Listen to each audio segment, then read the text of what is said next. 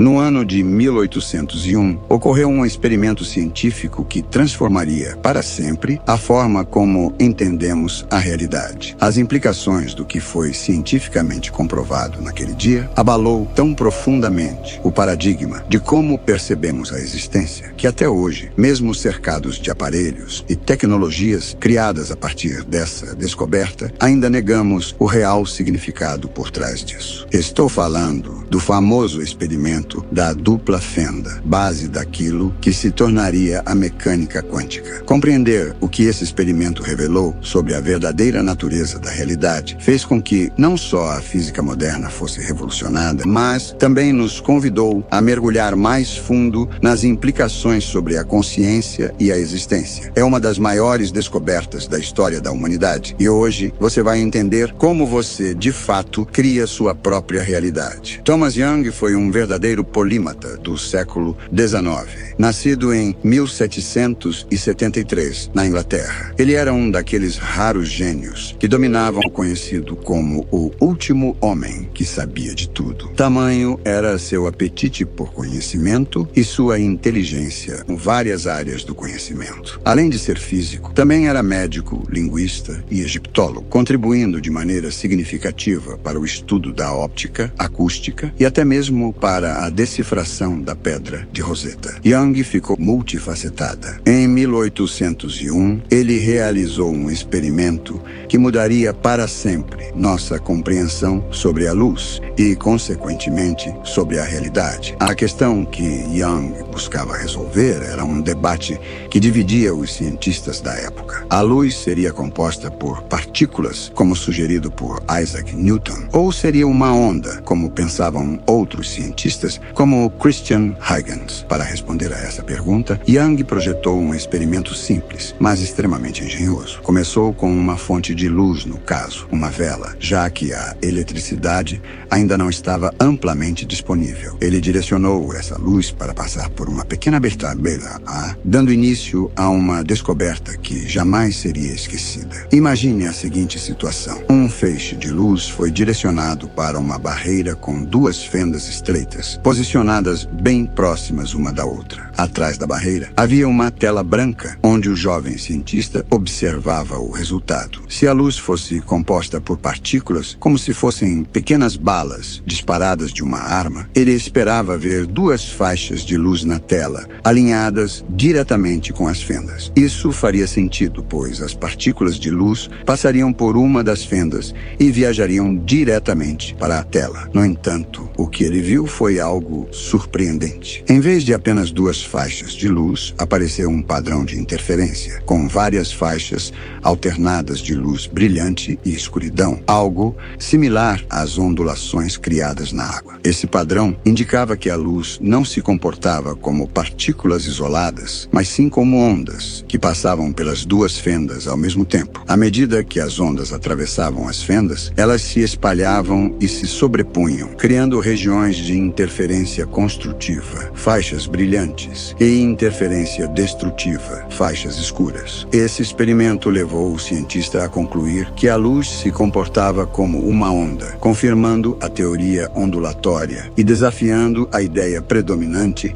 da época de que a luz era composta por partículas. Mais de 100 anos depois, com o avanço da física quântica, cientistas revisitavam o experimento da dupla fenda, desta vez com equipamentos mais sofisticados e utilizando partículas individuais, como elétrons e fótons. Eles dispararam essas partículas uma a uma em direção às fendas e observaram os resultados. Para surpresa de todos, mesmo ao disparar partículas isoladas, o padrão de interferência ainda se formava na tela. Isso indicava que cada partícula estava, de alguma forma, passando pelas duas fendas ao mesmo tempo, comportando-se como uma onda e interferindo consigo mesma. A verdadeira estranheza apareceu quando quando os cientistas instalaram detectores para observar por qual fenda cada partícula passava. No momento em que a medição era feita, o padrão de interferência desaparecia e as partículas se comportavam como se tivessem passado por apenas uma das fendas. Esse fenômeno revelou que o comportamento das partículas mudava, dependendo se estavam sendo observadas ou não. Ou seja, a simples presença de um observador parecia determinar se as partículas se comportavam como ondas ou partículas. Esse fenômeno foi chamado de colapso da função de onda, um conceito fundamental na física quântica proposto pelo físico alemão Werner Heisenberg.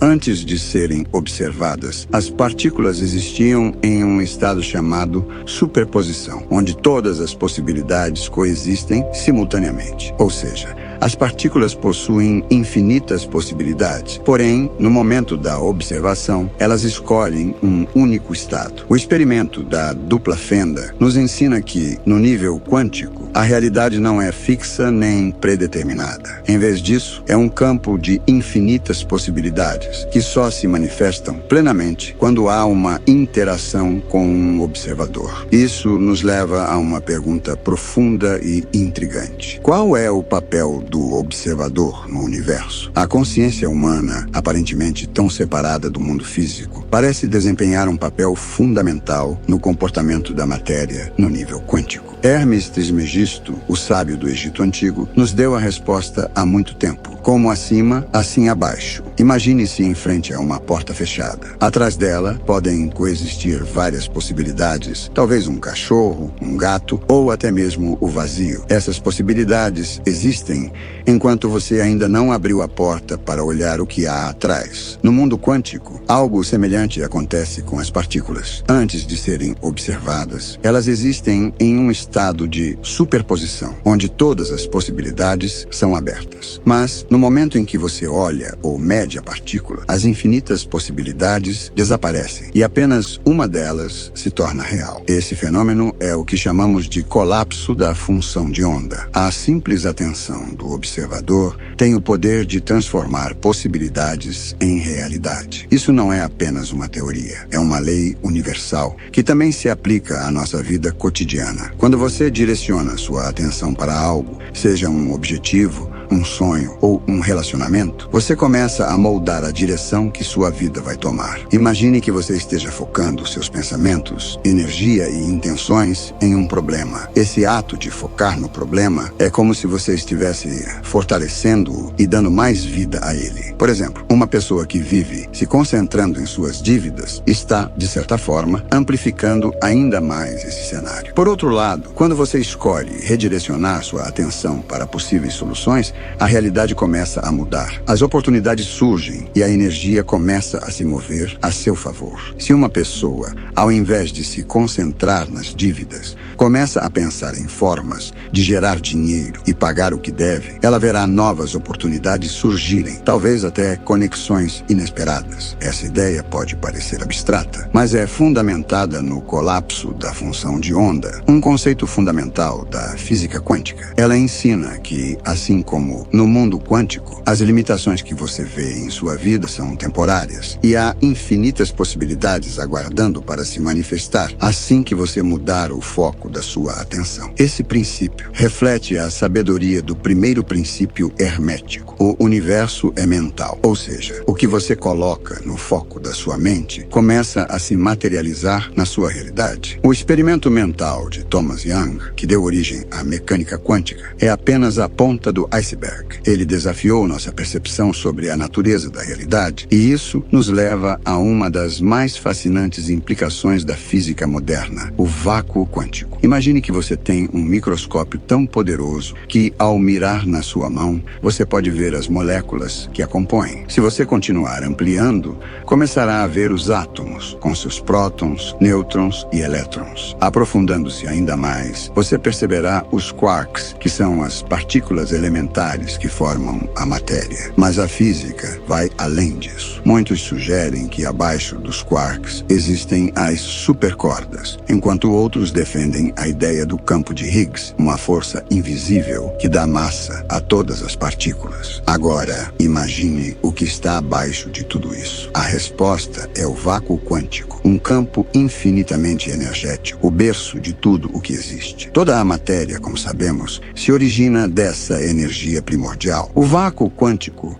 não é vazio, mas sim uma fonte de pura potencialidade. Quando a energia entra em contato com o campo de Higgs, ela ganha massa e forma, transformando-se nas partículas que formam átomos, que se combinam em moléculas e, eventualmente, em tudo o que conhecemos, incluindo nossos próprios corpos. Portanto, a realidade que percebemos, tanto no nível quântico quanto na nossa experiência cotidiana, é moldada pela interação entre a energia primordial e a nossa percepção. O que você escolhe observar e no que escolhe focar é, em última análise, o que começa a se materializar em sua vida. O campo quântico está esperando para responder à sua atenção. Tudo o que existe vem do vácuo quântico, que é a fonte primordial de toda a realidade. O vácuo quântico não é vazio, mas sim uma energia pura, presente em tudo ao nosso redor, desde as galáxias até as menores partículas. Tudo o que vemos e sentimos é uma manifestação dessa energia fundamental,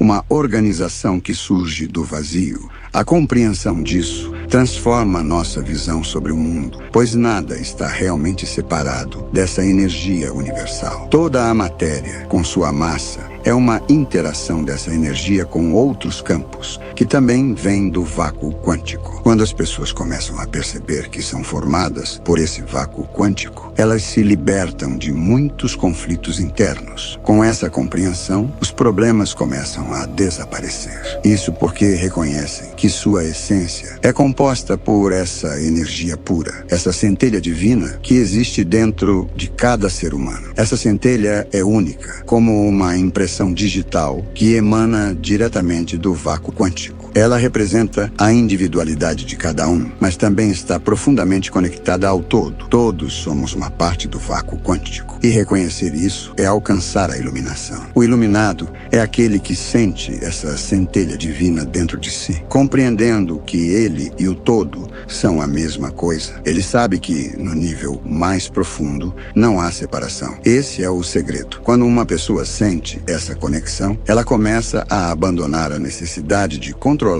a sua vida com a mente. O ego perde seu poder e permite que a centelha divina guie suas ações. Isso não significa deixar de agir, de trabalhar ou de estudar. Pelo contrário, significa agir com intenção, em sintonia com a energia do todo, sabendo que o corpo é o veículo da centelha. Devemos cuidar desse veículo para que ele esteja em condições ideais, permitindo que a energia se manifeste. O sofrimento surge quando resistimos à compreensão de que somos uma expressão dessa energia universal. Quando tentamos controlar tudo com nossa mente, ignorando que somos parte de um todo maior, inevitavelmente surgem problemas. Quando aceitamos a nossa essência divina e o fato de que fazemos parte do todo, o sofrimento se dissolve. A resistência ao fluxo natural da vida é o que gera a dor. É como uma célula do corpo que não aceita sua parte no organismo. A verdadeira paz vem da aceitação de que somos um com o todo e que o todo está dentro de nós. Quando entendemos isso, a guerra interna termina e o caminho para a harmonia